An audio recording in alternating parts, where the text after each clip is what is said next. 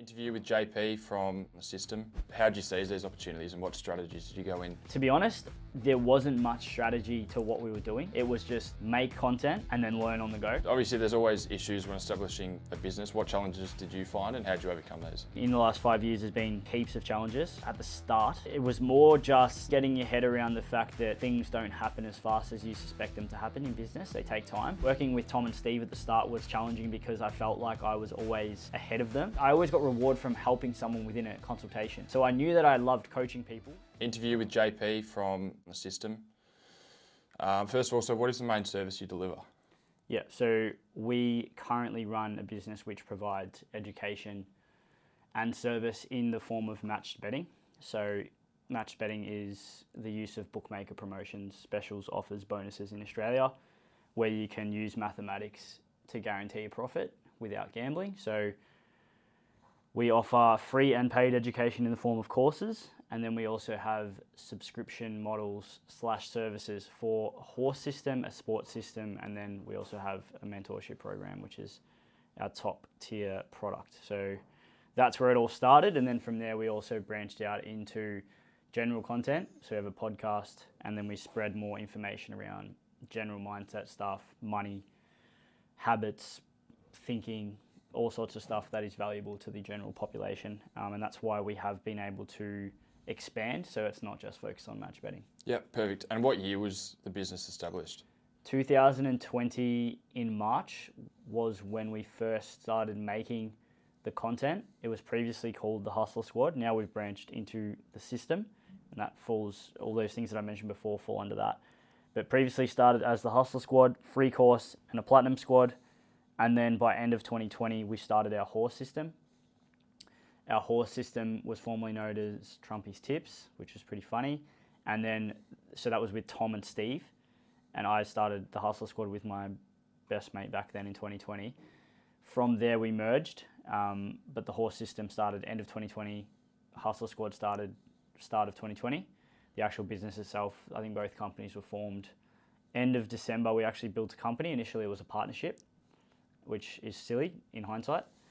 But yeah, became a company end of 2020 for Hustler, and then the system also, or the Trumpy's Tips became a company in March, where we started taking revenue from that one. And now we've merged into one company, including everything. Yep, and what's your role here? What do you perform in the business? Yeah, so I'm director, one of the major shareholders, but then also within the business, I'm head of content, so direct the content team along with Steve. I'm in a lot of things. So I also help with emails heavily. I'm also involved with member acquisition. So Tom manages a team who talk to potential members and current members. I sort of oversee and manage that with him. I'm in a lot of different areas. If you asked me this question 6 months ago, I wouldn't be able to tell you what I do because it literally just do whatever happens. I'd be in DMs, I'd be responding to emails, I'd be in coaching channels, I'd be in Discord. But in terms of my actual role, it's content, making the content as well, like for courses. So I've made all the Platinum Squad myself, and then also free course, YouTube. So like a bit everywhere, but more focused these days on content. Yep, great, thank you. And how many employees do you have, both seasonal, casual? Yeah, so hate calling people employees, team members, but yeah, that's the question. So currently we have, I counted before, it was 16 or 17 team members, not including myself, Steve and Tom. Yep. So we have 4 to 5 members who are full-time in the office, like maybe 3 times a week. So we've got Lenny full-time, Greeny full-time, Nick full-time, Johnny works from home, he's our tech guy.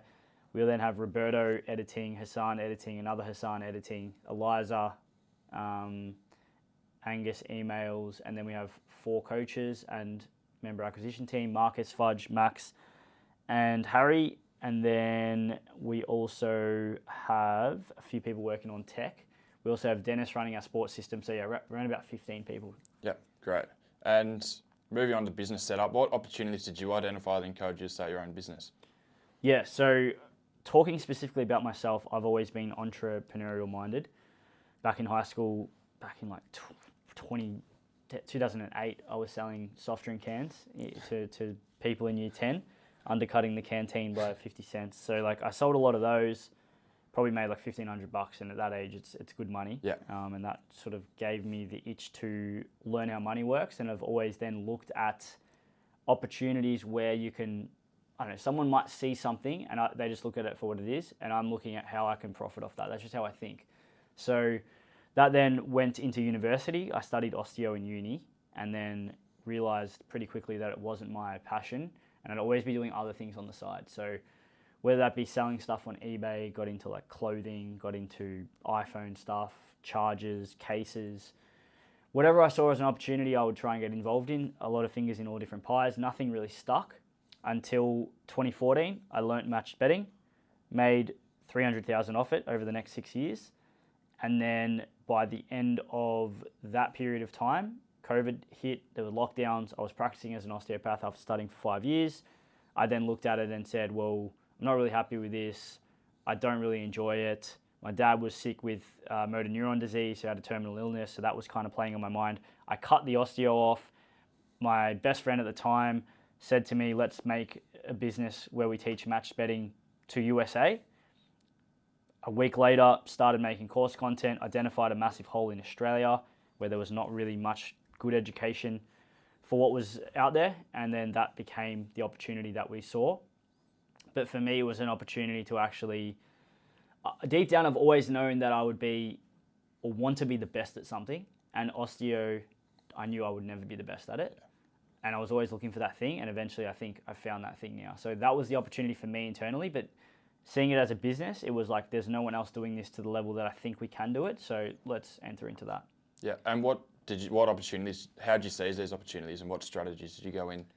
Yeah. So to be honest, there wasn't much strategy to what we were doing. It was just make content and then learn on the go. Yeah. So it was, okay, well, we can teach this to people and show them what we've been able to achieve. For me, it was teaching people the benefits of financial freedom. And what it's done for me was that I knew that through my 20s, because I had matched betting, what we were planning on teaching people, that gave me the opportunity to travel, to do the things that other 20-year-olds, 23-year-olds, 24-year-olds don't probably get the luxury of. Not working a 9 to 5, all those luxuries, I wanted to teach that to others. So in terms of seizing the opportunities, to be honest, there wasn't much thinking. It was just do, learn on the go, and then all of a sudden, fast forward 5 years and we've got a big business which is now helping thousands, almost tens of thousands of people. So I guess, in terms of the specific opportunities, I wasn't consciously trying to do anything. It was just do, learn, adapt, and go. That's pretty much to answer that question, seizing opportunities. Whatever I saw in front of me, just took whatever was there and learned on the go. And what strategies did you use to seize the opportunities you found in the business? Yes, so I think the big one is content, identifying the power of organic content. So it wasn't until 2021 where we found TikTok. And to be honest, TikTok would be responsible for, I would say, half our members in 2021, 2020, 2022, maybe more. To be honest, like we kind of we didn't clock it, but we identified that like one video could get 100 new members. And that actually happened in a week once in 2021, August. Tom posted one video and we got 89 new horse system members in that week, just from one video. So we identified that you could do a lot with content when hundreds of thousands of people potentially see your stuff, and you're providing value or teaching something to someone that they don't currently know. It's going to attract interest, and then you can convert people, especially if you're providing value and a service that works. Then all you'd need really, make the product good, get eyes on that product, and then people are just going to come. So that was the strategy, was just try and get as many people to see our stuff as possible. But yeah, that's mainly the strategy. As I said, there wasn't much thinking behind it apart from content. Yeah, perfect. And obviously there's always issues when establishing a business. What challenges did you find and how did you overcome those? Yeah, so in the last 5 years there's been heaps of challenges. At the start, it was more just probably getting your head around the fact that things don't happen as fast as you suspect them to happen in business. They take time. So for example, there were some estimates that myself and Kiro, my first business partner, wrote on an Excel sheet, and it was like, in month 2 we will have this many members. In month 4 we'll have this, and it was just like doubling. Yeah. And obviously that is not reality. So those are the things that you kind of have to accept, is like, it doesn't take as long as you think it will take. It takes longer. Apart from that, challenges, I mean, there's been times where you go through things where you're like, well, fuck, that's blown up, or this hasn't worked. So, I mean, to me, it's always been accepting that something hasn't worked rather than fighting it and then just moving on to the next thing. So adapting, if you don't have good adaptability or flexibility within yourself and as a business owner, I think you won't last. So you have to be able to adapt. And to be honest, working with Tom and Steve at the start was challenging because I felt like I was always ahead of them. And it was kind of like, come along for the ride here.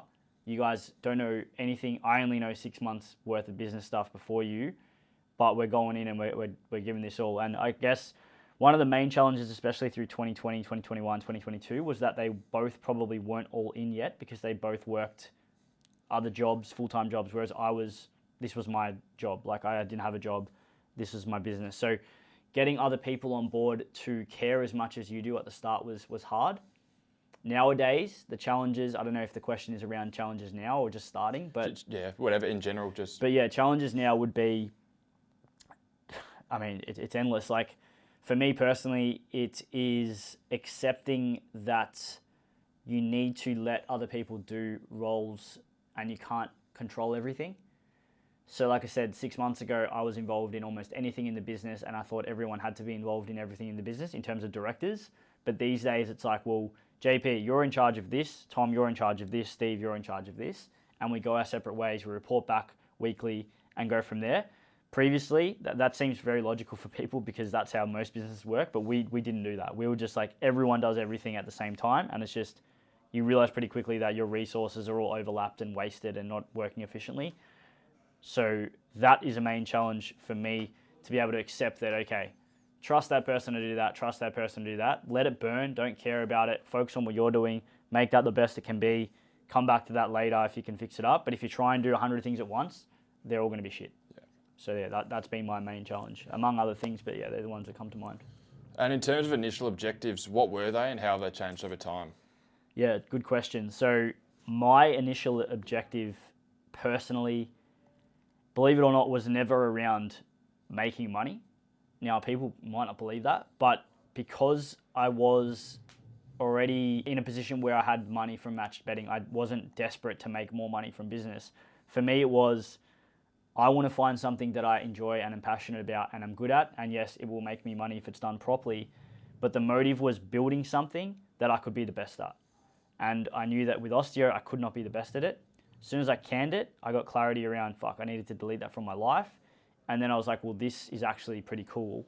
And I then realized I was able to do the things that I enjoy doing, which was building something. I've always tried new things.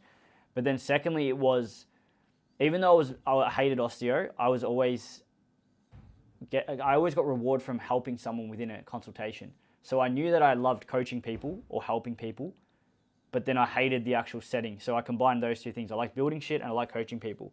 So for me, the business was doing those two things. And then knowing I could be the best at something, that was like, okay, I'm going to give this a crack. So that was my initial objective, to help as many people as possible, to share the financial freedom and the stuff that I was benefiting from through my 20s and get that to as many people as possible. But then also it was having this, it was kind of like, at the start, it was more like ego, like I want to beat the bookies. I want the bookies, we want to fuck the bookies sort of thing. And you'll see if you went back in our content, 2021, 2022, there was a lot of that stuff. But these days, I've realized that if you are motivated by ego or to prove something, even at the start, it was like proving people wrong that doubted me, because when you start a business, you always get people that are in your circle that will start like giving you those backhanded compliments or like laughing at what you're doing. You post content, they take the piss out of you. No one takes you seriously at the start. So there was a bit of like, fuck you guys, I'm proving you wrong. Even like my mum doubting that I was quitting Osteo to do this, like no one believes that's going to be a real thing. So there was a bit of like proving mode there, but after probably a year, you realize that that can't actually be your motivation. It's not something that lasts. So for me, those were the motivational things. And then these days, I have a clear motive, and that is to personally change 1 million lives before 2030, which is 5.5 years away, for the better, not change people negatively. But yeah, that is my motive now, and I think I'm well on the way to doing that. Obviously, I think, I don't know, I'd probably be in the thousands, but not in the tens of thousands, and then hopefully in the next 5.5 years we can get to 1 million, and then who knows where it goes to from there. So that'll be within the business, but also as a personal brand, I think I want to branch out into doing more influencer stuff, which I'm trying to do this year. So yeah. And just following in on that, what do you define as business success? Yeah, so that's a good question. I think this one can be summarized pretty simply. It is making the consumer feel like they're getting more than they paid.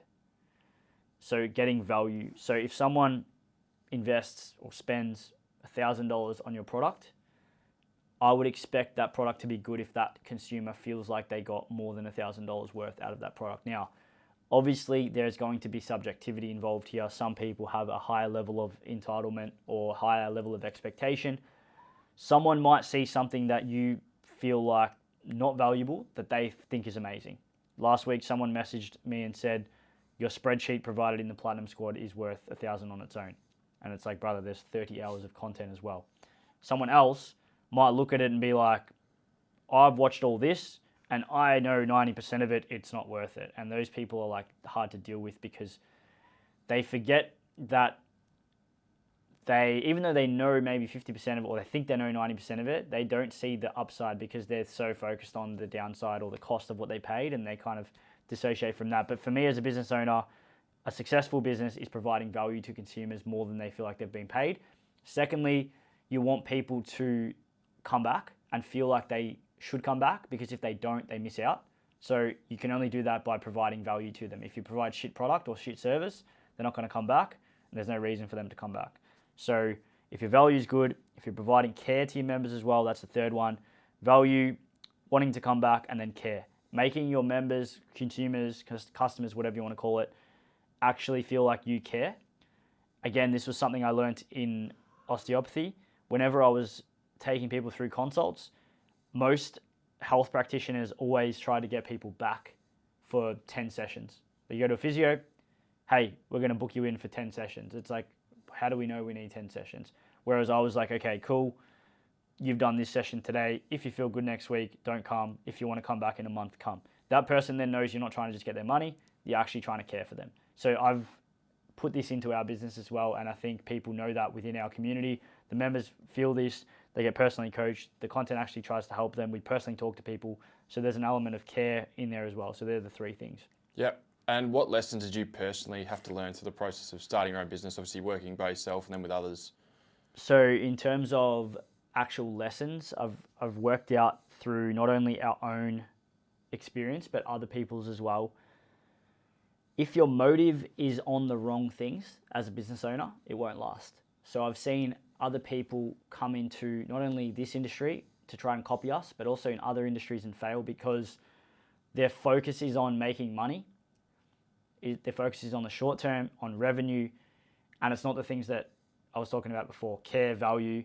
And as a result, if you focus on the wrong things, you simply won't last. You get eaten up by someone else who is providing that value, and then you end up not even being a competitor to the best in the market because the best in the market's doing all those things right for their consumers, and you're trying to just come in and think that this overnight success is going to happen if you just copy them and do the things that you see on the surface, but you don't know the iceberg underneath that's actually being built and that deep sort of foundation that's been built over a long period of time. A lot of people struggle to comprehend that in business, and that's something that I've learned as well. Is like, I've got high expectations on myself generally, and I've always said I want to be the best at something, but accepting that things take way longer than you think, like I said before, is something that I've had to learn. So like, hey, we're going to do this in the next 3 months, and then you realize it takes 2 years. Like, for example, we've been wanting to launch in the USA since 2020. It's now 2024. We still haven't done that. So that hasn't been bad because we've focused on Australia, but you realize pretty quickly that you can't do everything, and you need to accept and you need to say no to things and accept that that's okay. You can't always have FOMO of being like, I want to do this, this, this, this, this. There's a thing called the lady in the red dress. I don't know if you've heard of that thing, but basically what it is, it's like the lady in the red dress will always be trying to seduce you over there. You're in this focus straight ahead of you, looking straight, and then at the corner of your eye, you see this like attractive lady in a red dress. She's trying to make you come over there to take you off your goal. And if you go over there, you get taken away from your goal. So the analogy is like, well, okay, we're trying to build this thing, and then, I don't know, an opportunity pops up that's like somewhat lucrative. It looks like it's pretty cool. Looks like you can make a lot of money or you could do something out of it. But you know deep down that it's taking you away from your focus. And if you go over there and you chase the lady in the red dress, then you waste, I don't know, 6 months trying to achieve something that in essence is taking you away from your goal. So that's something that we've learned the hard way a few times. Like in 2021, I think we launched a non-promo service with a horse tipster, which actually proved like it wasn't a profitable service and actually burnt a few of our members in terms of cost them some money. And that was something where we thought, oh, we can team up with this guy and provide a service. Yes, we were trying to help people and we were trying to make them get value, but it was lady in red dress. It was off the side. It probably was a little bit impatient. We did test it, but we didn't test it for long enough. We didn't audit the guy doing it. Basically, he blew up emotionally. The pressure of the service got to him, and then he started doing shit, and it cost our members money and obviously reduced or damaged our reputation a little bit. So that's an example of lady in red dress, like being impatient, trying to get something. So in terms of some others, I would say that being patient in a sense of like when you build something or try and do something, build it right the first time. Otherwise, you're going to do it 10 times and you're going to revise it 10 times. So spending more time to plan rather than just launching stuff and then realizing that it needs to be fixed. Even just as simple as making a video, right? If you don't script that video and if you just film it, you're going to not be as prepared on the camera. You then make errors. You then have to spend hours editing it. You then have to spend hours talking to the editor editing it versus script properly, set it up, make a PowerPoint, make everything correct, and you just nail it the first time. That's an example. And this can be mimicked with anything. Making our free course last year, we redid our free course in 2023, and now we're redoing it again in 2024 because we think it's shit, because we rushed it. Platinum Squad, same thing. Instead of going out and just filming videos randomly to fill gaps, go back, pull it apart, plan it properly, execute it better. So do things once rather than doing things 10 times. Do it properly once. And going back to staff, how important is building a good team and group of employees around you to run a business? Yeah, this is huge. Probably something that I've learned is that you can't do anywhere near as much on your own that you can do with a team. And this was something that I've always been a lone ranger. Like I always want to do things on my own, and even just merging with the boys, with the three of us now as a three in the business. Previously it was separated into two companies. I was the major in the Hustler one, and then the horse system was split. Now it's like we're all together. And accepting that, whether it's ego or whether it's just like because I started it all and feel like it was mine, it was a bit hard to overcome that. But then realizing that you can't go anywhere near as far on your own versus with a team. And then having the relationship with team members and now having a team, you pretty quickly realize the power of everyone working together on the same direction versus, I don't know, one or two people that are just grinding. It's not possible to, it's just leverage really. Like leverage, input via output. I can only input a certain amount of thing without other people, without other brains, without other hands. And then two of us becomes 15, becomes 30, probably becomes 50 eventually. Like imagine how much you're going to do with a team versus not a team. So, yeah. And obviously you just touched on wanting to grow in size and whatnot. What qualities or skills do you look for when looking for other team members to join you? Yeah, in terms of their qualities? In terms of their qualities, yeah.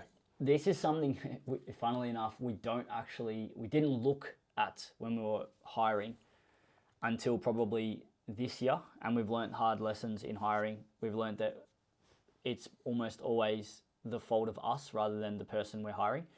So identifying, like for example, it's the same as before. You do it right or you do it 10 times. If you don't do things in a way where you have an expectation, if you don't know what you're looking for in a person, if you don't know, even just sitting down and writing what you are looking for as a person, we didn't do that. We were just like, oh, this guy looks good, hire him or get him in the team. And it's like, there's not much downside in a sense of like you can end up, like Lenny, for example. Lenny's been hired off one phone call. Like he's a full-time team member now and he's been with us now for nearly 2 years. But we've learned the hard way in like getting him involved without any expectations, without any clear guidelines, without any coaching, and just like, here, Lenny, do this, and we expect him to do it, and it's like that just blows up in your face pretty quickly. So in terms of the characteristics, you want people who have good morals. Like, funnily enough, like, you don't want people that are just like not really, they don't look after themselves, they don't have high value in themselves. You want them to be honest, you want them to be high work ethic, you want them to be switched on, good problem solver. Nowadays, though, I would have a different set of characteristics that I would go by if I was hiring for just anyone, and that would be IQ. Now, this sounds weird, but if someone's not able to think properly, and that's IQ is a great measure of obviously how smart or intelligent someone is, you can work out pretty quickly that they're not going to be as good as someone who is smarter. So you can save yourself a lot of time, and you can, it sounds bad because it's not an excuse to have poor communication as a business owner or a coach or a manager, but if someone's smarter, they need less communication. They need less direction because they can just problem solve on their own. Listened to a podcast last week, and Hormozy one with the owner of School Games, and they said that if someone is really high level in terms of knowing what to do, it then, like, you can say, hey, do this, and they just do it.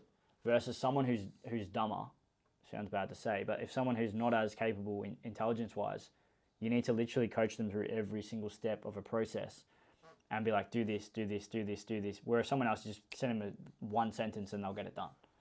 So they're the main things that I would be looking for. Intelligence, ability to problem solve quickly, to be able to think and adapt, flexibility, pretty much they're the ones I would look for in someone. And how would you describe the culture amongst staff, and are you satisfied with this, and is there anything you'd change? If you had asked me this 3 months ago, I would have said definitely not. Nowadays it's better, but it was quite poor at the start because we didn't know any better. So we just get people in, then we wouldn't coach them, we just leave them to do stuff, and then it blows up in our face and we think that they're shit or they're not doing their role properly. It's like, well, you look internally and you realize that you haven't coached them, you haven't provided expectations for them, you haven't given them clear task guidelines, and then it's like, well, no shit, of course they're going to be failing at what they're doing because you haven't actually coached them. So they're not the problem, you're the problem. So these days, what we've done is we have weekly meetings with all of our full-time team members, and then we also have a strategy and a business AU meeting, business as usual activities meeting with myself, Steve, and Tom Monday and Friday, and that's helped us to make sure that we're on top of everyone. We also have we also have team lunches on a Monday. So Nick, Greenie, Lenny, Tom, myself, Steve, all have lunch every single Monday. We obviously ship lunch in from wherever and we sit down, and we feel like that's been awesome. Over the last 5 weeks we've done that, and it's definitely improved the culture around what we've built. The other thing as well, at the start of this year, obviously we've got the office now. We never had an office for 2.5 years. We got the office started 2023. The office was good and bad, but what it did at the start of this year, we realized that we were needing to do more focus hours as directors. So doing higher leverage activities, we're always sort of in the trenches doing low leverage admin tasks and things like that, which weren't pushing the business forward. That's probably one of the main challenges that I didn't mention before, was doing those tasks too much. The low leverage activities didn't push the business forward. Doing things that aren't going to actually help anyone grow apart from solving that task then and there, which someone else could be doing. So what we did, we started working from home, and then we would only come into the office maybe once to twice a week. But what we found in that was that we lost our relationship with our team members, staff, because we were less, like, we weren't talking to them as much.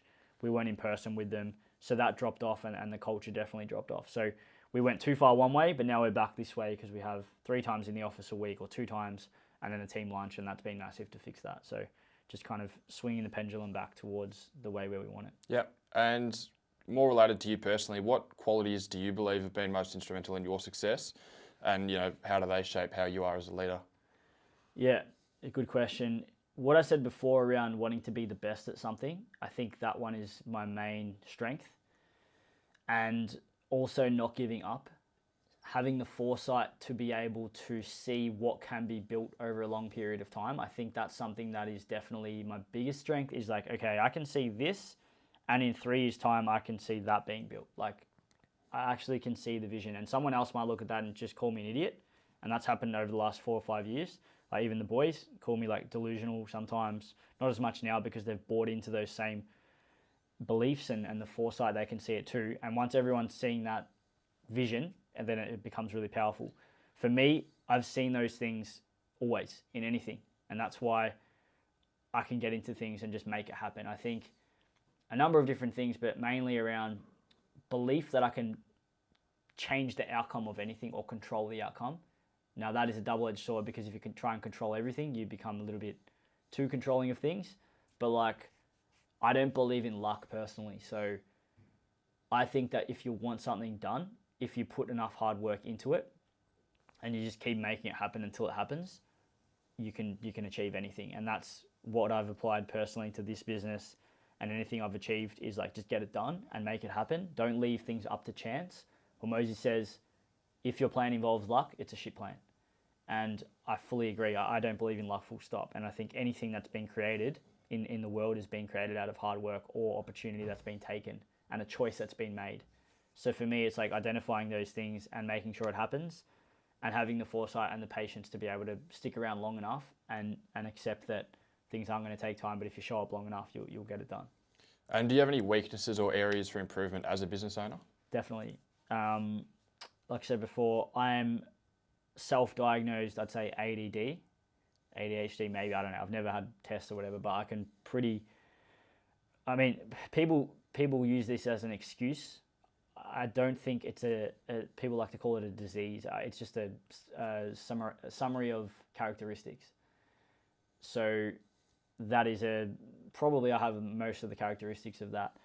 So what I've noticed is, although it's an advantage for me because I can do 5 different things at once, or I can listen to a conversation that's happening over there while I'm doing stuff, it's also a disadvantage because my main weakness is getting distracted and not doing one task and focusing on it.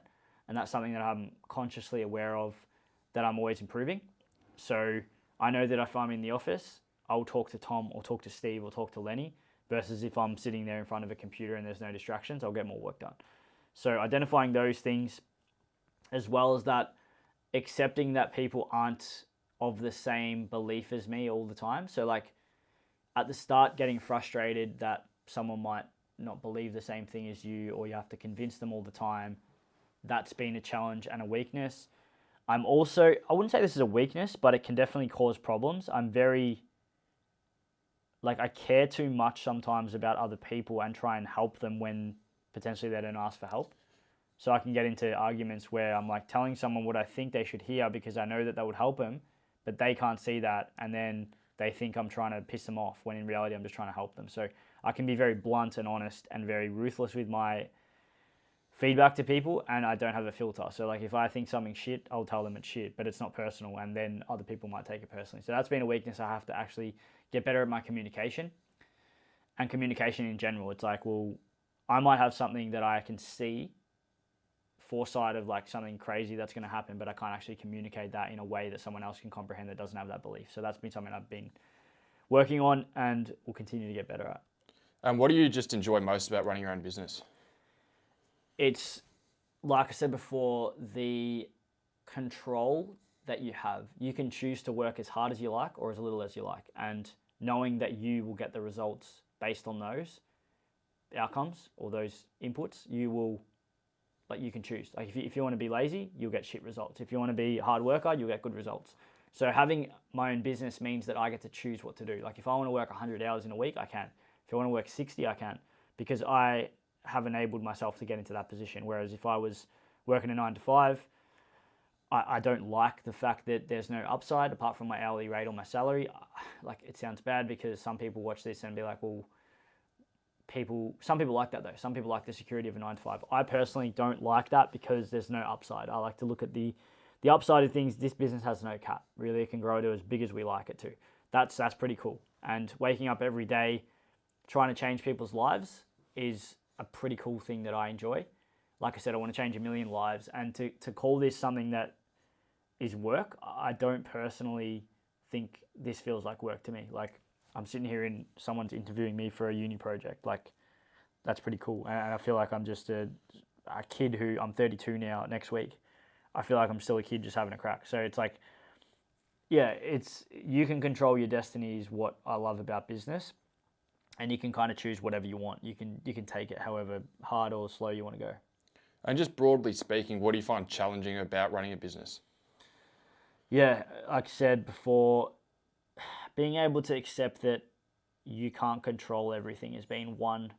Stepping away from areas that you know deep down you don't have to be involved in, but not fully having the trust of someone else that they're going to do it as much as you. You need to accept that you can't control everything, and sometimes you need to let stuff burn so that you actually can focus on what's important.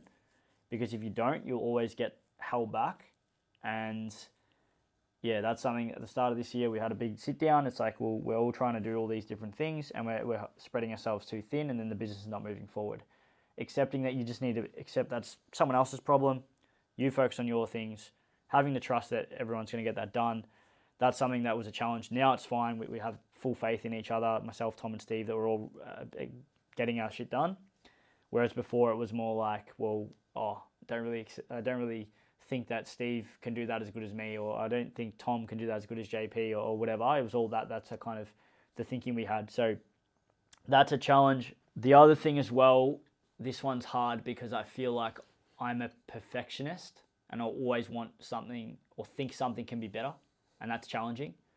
One of the early problems was realizing that progress beats perfection. So you can take 6 months to make something, and it almost goes against what I said before, but it's middle ground. It's like a trade-off. It's like you don't do something or launch something because you're waiting for like that extra 5%. You're at 95%, and then you spend an extra 6 months trying to make it 100, and it will never get to 100.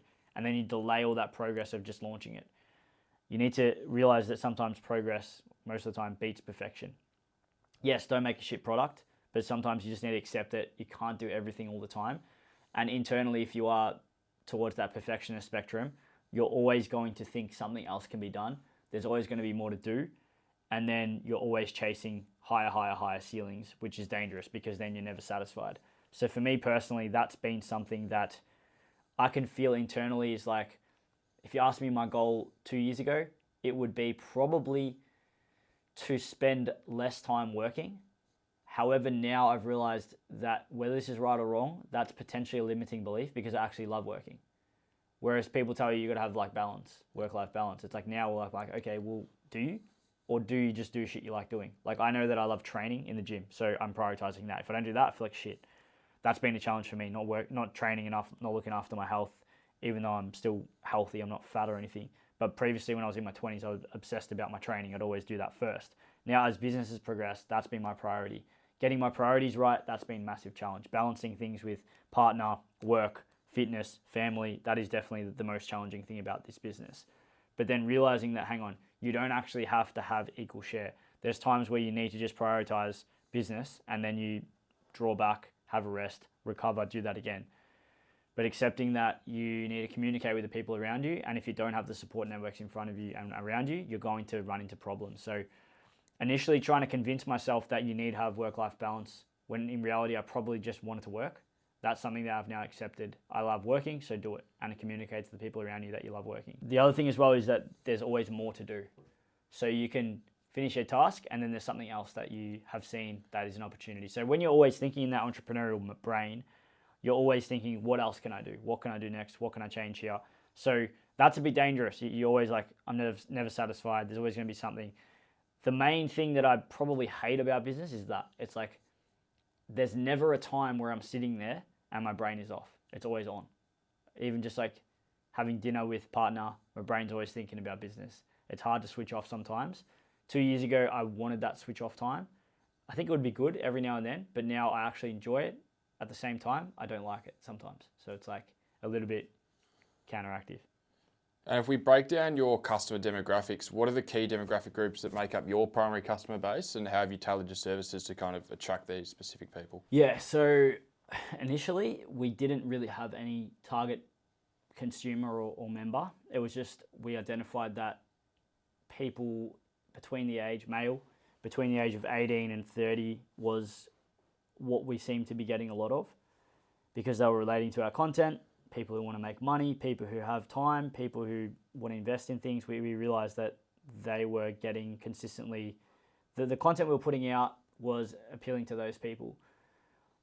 But then we also had like gamblers coming to us and wanting to change their mindset. So a big part of our audience is gamblers changing their mindset, which has been huge. And a lot of, I'd say half our member base is that. But then we've realized that we also have a massive, like the best members of the community are ones that weren't gamblers, but are like a really niche type of person. I don't know if I can say, but like people like yourself who are young, between the age of 18 and 22, studying, intelligent, want to have a crack, want to make money, are sort of like studying commerce, finance, sort of things. They're savvy with their money. Those are the type of people who understand the best and get the most out of our products and services. So we've niched down into those people, but then that might shift. And I think there's another question there around like, has it shifted? We've also identified that recently our content is appealing to like middle-aged men as well, who have money, who want to change their mindset and invest into things outside of their 9 to 5, because people are wanting more money these days. So generally it's people who want to make money, people who understand that buying knowledge, skills and experience or investing in those things, there's upside there. And then also gamblers wanting to change their mindset. So it's pretty broad, but then there's also that niche into 18 to 22 year olds as well, males, and then maybe as well into middle-aged men as well. And you just spoke about that shift. Is there anything that you do that influences how you approach those middle-aged demographics as opposed to younger men? Yeah, so through the content, you're going to speak to that audience rather than just speak generally. We've worked out the hard way that you can't always put out content that is going to satisfy or appeal to everyone. So if you make a video, you can't make that video appealing to 70-year-old females, 18-year-old males, and speak in this format, in this format, in this format, in all these different things in the same video. You need to find your target audience, and then you just hone in on that audience and target that content for that person, knowing that that's your best thing. Because if you try and satisfy all these different things, it's impossible. But to answer your question, what we've done is we've realized that if we raise the expectations on what we know is possible in this space, it actually then deletes limiting beliefs of people. So for example, on our free course, it says you can make 10,000 in 12 months. Anyone with half a brain around match betting and understanding that knows that that is a full-on tiny amount of money compared to what can be made.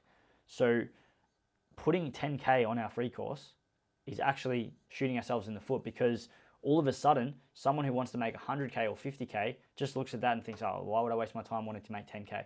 So the language around what we're doing, we're not trying to blow out expectations that are fake. We're trying to make sure people understand the potential of this investment rather than, yes, we still go conservative. 10K is more than achievable if you're someone who's never come across it and you don't know anything, you could do that with your eyes closed.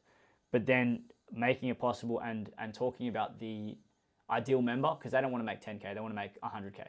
And making sure that's clear in our content. I think that's been something we've learnt.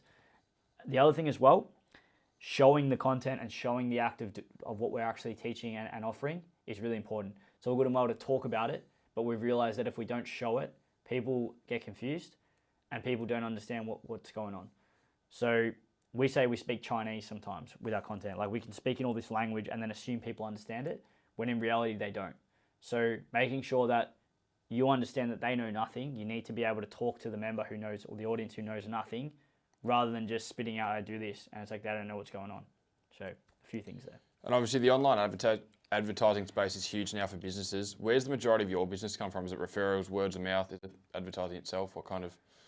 Yeah, organic content initially. As I said, TikTok, probably half our members up until 2023, 2022.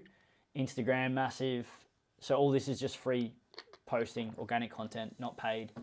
Then it would be through word of mouth, referrals, people doing our free course, current members telling people seeing YouTube, growing Insta, growing YouTube. Our YouTube now has 2K subs, still tiny, but it's definitely growing. That's been huge. emails once people are in your network.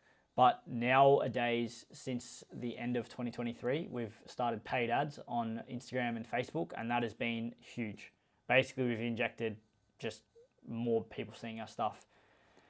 Like, press a button, pay a fee, more people see your stuff, you create more members who know who you are, the audience, more audience knows who you are, then more people consume and join your stuff. So for us, it's a combination of, organic content, paid ads. We're also doing a bit of cold outreach with Instagram, like messaging Instagram followers, and then word of mouth as well. They're our main four. But yeah, originally just TikTok, but nowadays paid ads is probably half. So that is something that we'll continue to invest more money into because it's just working. It just gets you free views. And if the content's good and you understand what you're putting out, that is converting.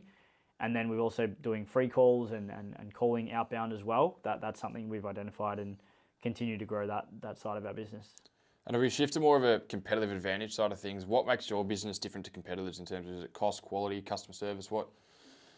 Yeah, good question. I think this goes back to the motive of the business. So if you have a competitor who is focusing on making money in the short term and they're focusing on what they see. So for example, there's been probably 10 or 20 people that have tried to start up a match betting equivalent service over the past 2-3 years, and the majority of them have quit pretty much within 6 months. Maybe there's 1 or 2 that have stayed around, but what we've identified is, like I said before, they start the business seeing what we do on the surface and not understand what is working on the foundation, and not building the team around them, doing all the things that they might think is going to get the members, but realizing pretty quickly that that's not actually what gets members. So the main thing, which is what I said before around the strength of a business, is the care for a consumer, the value provided from a consumer.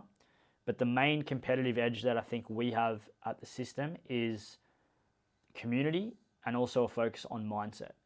So match betting can be taught for free on YouTube, right? People understand how match betting works. They go off and do it on their own. They make a few $1,000s, and then they realize that they've made the money, whatever, but then they might not actually change their mindset around gambling, and then they might go and lose their money again just because they got bored. If you're not teaching someone how to think, how to have a good mindset, how to be disciplined, we don't believe that they'll end up being successful. And I think that is our biggest edge, is focusing on the care and the mindset of people before you're teaching how to make money. Then make sure that they actually sustain their skills without throwing them down the sink. They're 2 things, the care and the mindset and the community, that I think is definitely our point of difference and always has been, as well as the 4th one, which is personalisation. From day one, this is probably the number one actually, is we talk to not only paid members, but like if you send us a DM on Instagram, you're going to get a personal voice message. I don't know how you started. Yeah, through that. Yeah, so you probably got a 6-7 minute voice from me and Tom, Yep. and probably heaps of them. Now we have a team doing that. We used to do that manually. They're probably the main hours that I did in the business for the first 2 years, was literally talking to anyone. Anyone sends a DM, 6-7 minutes voice, sending them links, personally coaching them. The personalization side of things, everyone's getting a personal coach if they join our horse service. We have a community. We're now doing webinars weekly, which we think are really useful to provide that value. But the personalization, being able to talk to people one-on-one, that is our point of difference. You can't just say, do this and expect every single person to relate to that, because everyone's situation is different. You need to be able to tailor your services and your products and your content to that person, as well as your advice. There's no point telling someone to do something when they only have a certain amount of money, or they don't have the time to do it, or their lifestyle doesn't match up. So you need to be able to relate to different people, and the only way to do that is provide personalization. And you spoke on how obviously it's quite a time-consuming task of having a close relationship with customers. Have you found that to be rewarding for the business? Yeah, so this was probably my biggest strength in the business in terms of getting personal with members and spending the time to talk to them. But what we identified is that if you do that only, you can't move the business forward.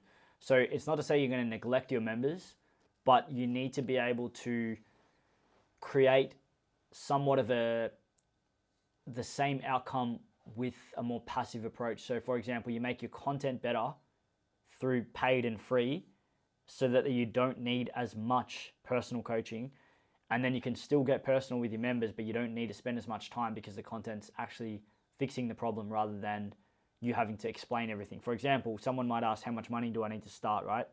Previously, you would send a 5-6 minute reply to every single person manually on Instagram, where you can't forward an existing voice message. You have to do it manually, talking to them. You send that to 100 people, that's 500 minutes. Whereas you could make a 5-minute video on Bankroll, and then you send them that video, and then you personalize and say, hey, mate, this video is good, watch it. When you have more questions, come back and ask them. I'll send you another video, or go to our free course. That is an example of, relationship with members. You're not neglecting them, but the strength of personally getting to know members is you can talk to them. You're not doing it fake either. That's the thing. People appreciate that when you're real with them, you get to know them. Now, we have 1,500 members in our community. We can't know everyone's back to front, but I would say that I have a good grasp on 75% of who is who. Nowadays, less, because I'm not taking free calls. I'm not in the DMs, so I can't see everyone's journey. But through the community, I'm still in the Discord. You still know things. You know, this guy's roughly in his 40s. You know, he's this person. You know, this person's come from a gambling background. You can use that to your advantage to help them, and then you help yourself. Like, if you're giving the correct advice to someone due to, again, personalization, that's going to be beneficial for them, and then your business is going to get bigger and better because they're going to appreciate that. More value and more correct advice is given to them because you're being able to actually get a relationship with them rather than just sending them random advice that's not specific to them. So in terms of whether it's been helpful, yes, that would be the main reason why we're in the position now, is the personalization and people actually understanding that we care for them and appreciating that, they stick around. So yeah, and they get a personal coach as well, which at the start of the business for the first 3 years, we were actually doing that. Now we have coaches doing that. So yeah. Perfect. That's all. That's everything. There's a few other double ups, but you've No, that's right. smashed everything. Thank you very much for that. No worries.